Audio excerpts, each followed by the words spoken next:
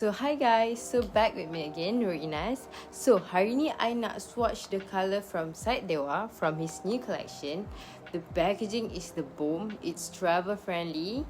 So dalam ni dia ada 3 colour which is Kufa, Cairo and Sofia. So let's start with the colours. Alright, so this one is a Kufa. So kita try lah dulu dekat bibir. I try dekat tangan dulu lah. So here the colour. Dekat bibir. Yang ni is more like rich orangey.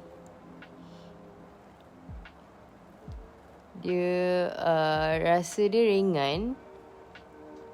Dia tak ada rasa dekat bibir langsung. Alright. So this one is for Kufa.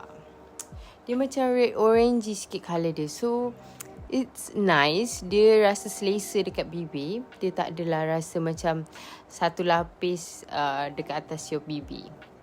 So this one. Right, so next is Cairo. Kita akan try this colour on my lips. But first we going to swatch it on my ni kat tangan. This one. Dia punya colour.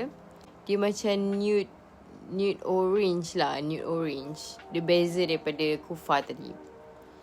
Alright, now we're going to swatch on my lips.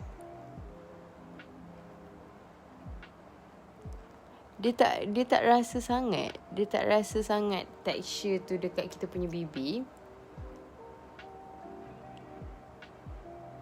Look, it's so pretty though. Colour dia.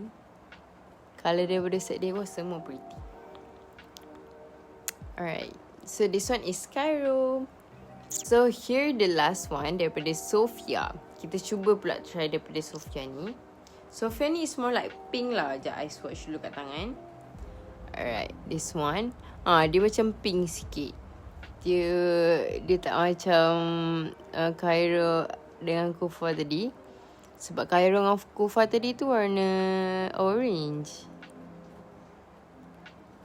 This one is also nice. You guys can grab it dekat dia punya website. And it's only RM79. You can grab, dapat 3.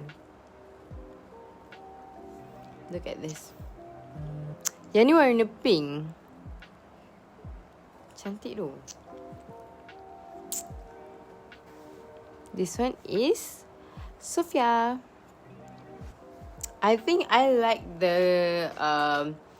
Kufa tu better. I suka Kufa. Kufa punya colour is more like orangey red. Dia lawa gila.